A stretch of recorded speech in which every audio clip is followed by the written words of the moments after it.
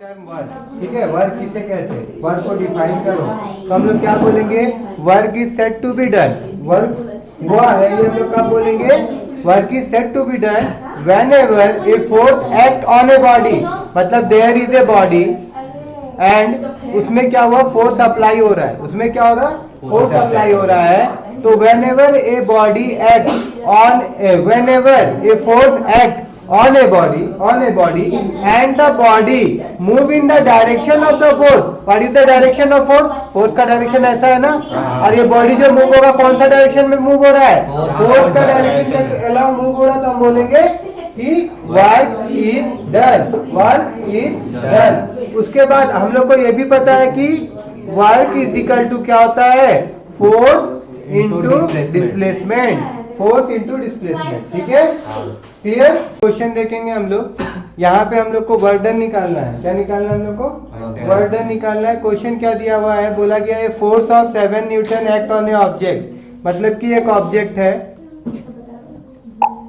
एक ऑब्जेक्ट है और इसमें फोर्स अप्लाई हो रहा है, इसमें फोर्स अप्लाई हो रहा है और ये फोर्स कितना का अप्लाई हो रहा है, ये 7N का अप्लाई हो रहा है, 7 न्यूटन का, ठीक है। और ये जो डिस्प्लेस हुआ दैट मीन्स यहाँ पे ये जो ऑब्जेक्ट था जब फोर्स लगा ना तो क्या होगा, ये तुम्हारा मूव हुआ। इसको अगर हम यहाँ से ऐसे ऐसे मान लो, ऐसे ऐसे ऐसे करके ये वाला बॉक्स कहाँ चले गया, यहाँ चले गया, ठीक है।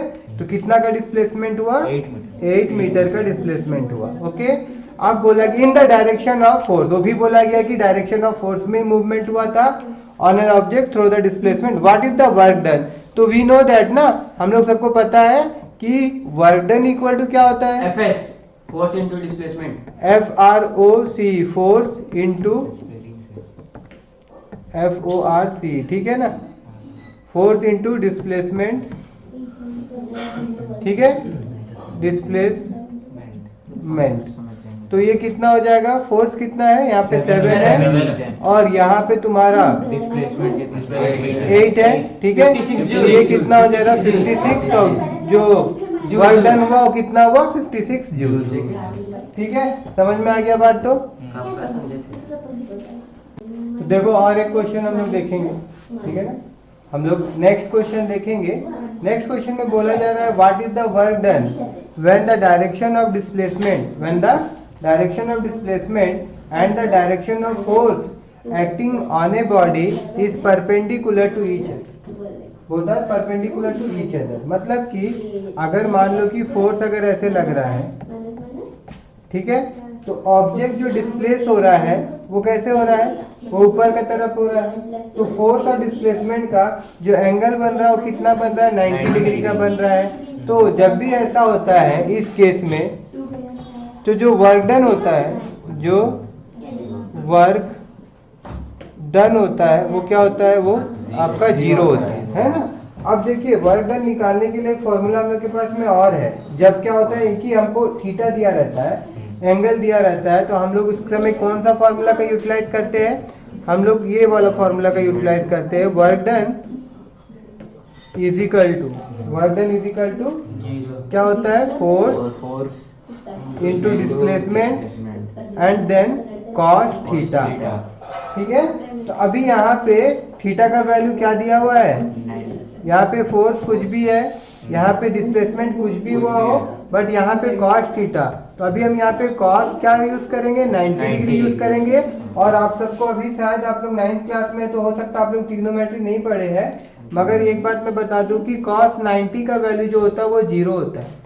cos 90 का वैल्यू क्या होता है, 0 होता है। इस कारणवश क्या होगा कि 0 से जो भी वैल्यू मल्टीप्लाई होगा वो सारा क्या हो जाएगा, 0 हो जाएगा।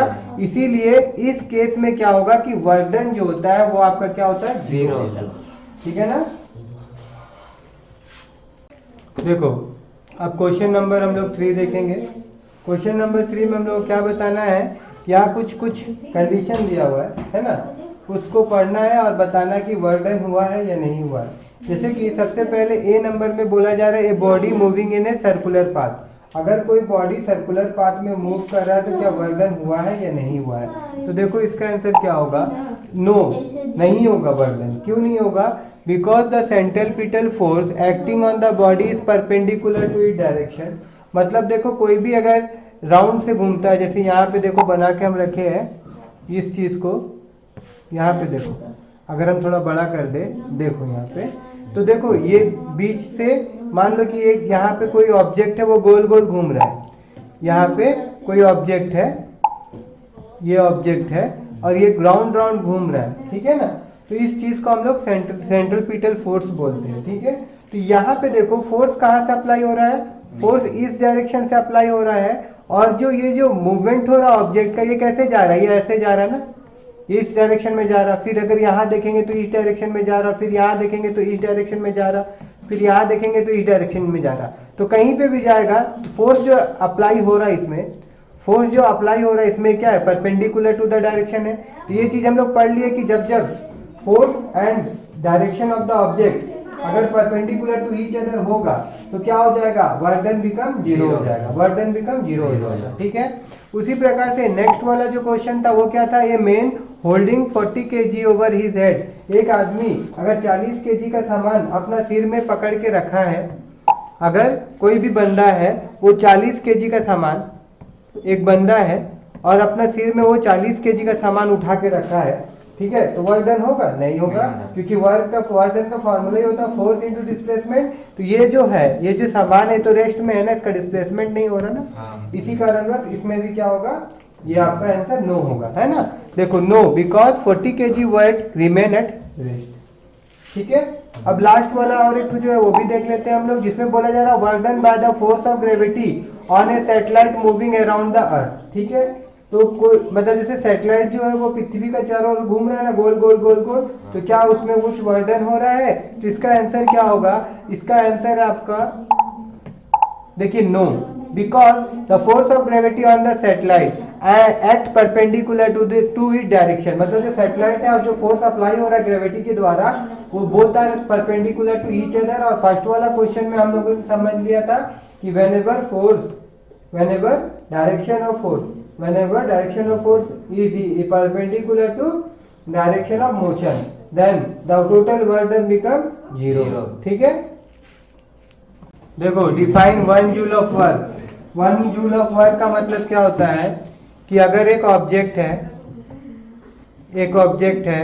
और इस पे अगर 1 न्यूटन का फोर्स अप्लाई किया गया और ये 1 मीटर का डिस्प्लेस हुआ, एट दैट टाइम बोलेंगे कि जो वर्क डन हुआ है वो 1 जूल का हुआ है, वो 1 जूल का हुआ है। इसी चीज को हम कुछ इस प्रकार से लिख सकते हैं, 1 joule of work is said to be done when a force of 1 newton displace a body through a distance of 1 meter in its own direction, okay।